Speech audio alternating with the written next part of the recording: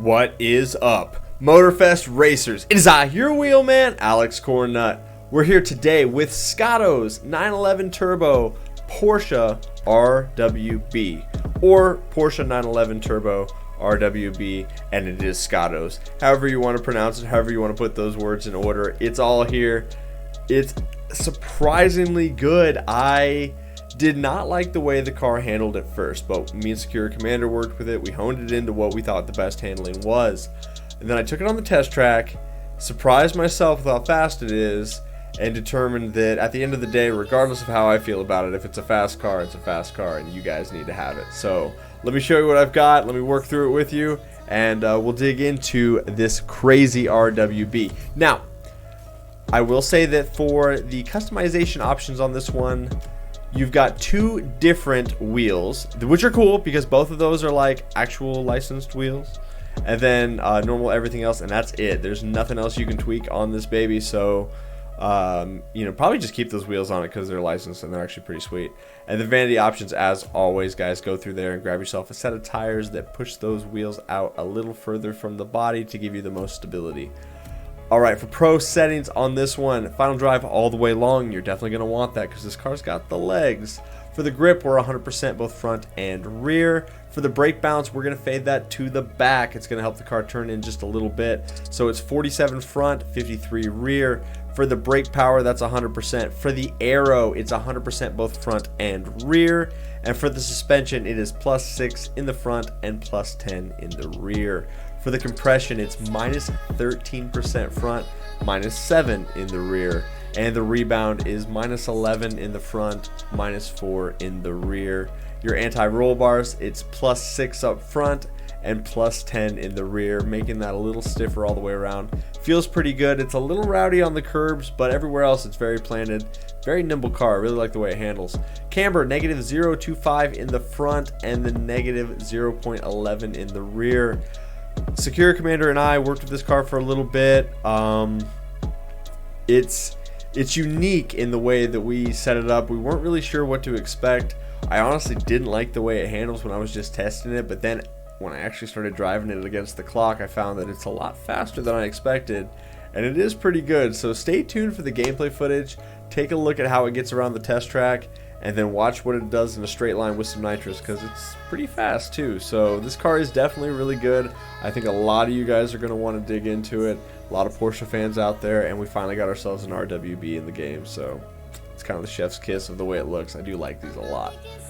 Guys, thank you so much for watching. I don't have a channel without you, so I appreciate it. Stay tuned. The Hoonigan Porsche Scotto -2. It's important, guys, if you're running manual, to not get surprised, because it will burn first gear and second gear. And so it'll be like, wow, I'm bouncing off the rev limiter, I need to shift. No, let it settle, let it settle. That's one thing about it. It's got a lot of power, and being just rear wheel drive, it doesn't launch quite as hard as some of the other vehicles.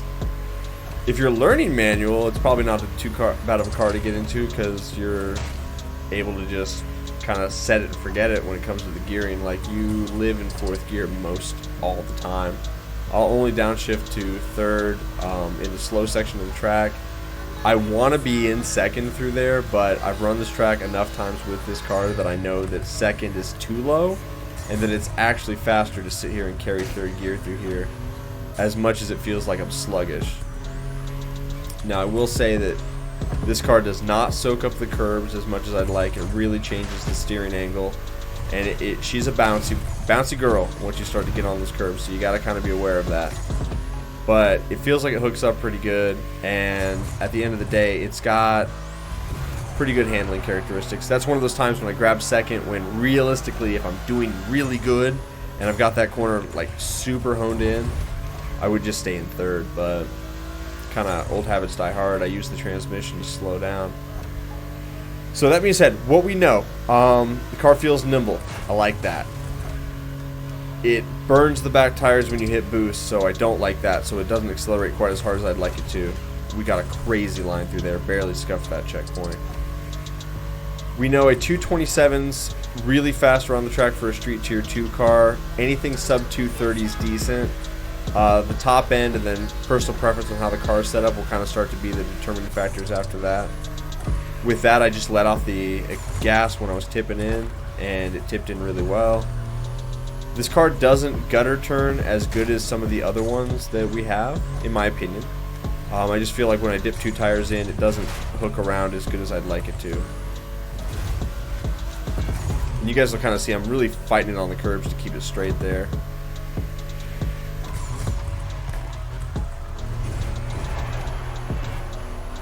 Alright, as we come across the line, that's going to be a 227. So, we know it's nimble. We know it gets around the track. Mind you, I felt like I was muscling the car around. So I had to be driving it, but it definitely got around the track really fast. And so, it is a good vehicle. It's not my favorite to drive, but the times reflect that it is a very good car. So like, right now, just based on other cars I've driven, I like the RS7 Sportback. I think that car is a slayer. But I know this to be a lot easier to navigate around that track. So I think it's going to come down to preference. But the data shows that this is a fast one. Let me show you what it does on the highway. Here we are on the highway. Let me show you what it does in a straight line. One of the things I wanted to kind of touch on. Watch when I shift into fourth and then just touch the boost. It just spins up that back wheel, which is not my favorite. I feel like I'm kind of not utilizing the nitrous as good as I could. And then so for our top speed under NOS, getting about 240. That's not bad, but it's not as good as some of the other cars. So like the RS7, even though I like it a little more, it's got a higher top speed, but it's not nearly as nimble. This thing is nimble. So for what it lacks on the big end, you gain right back in all the short track scenarios. I feel like it's just a little sluggish in the top gear. With slipstream and boost, I think the car will get you where you want to go in the speed zones, but in a grand race, I think it'll come down to preference. It just doesn't feel like it's quite as fast to accelerate to its top speed on the big end. Doesn't mean it won't get there, because it will.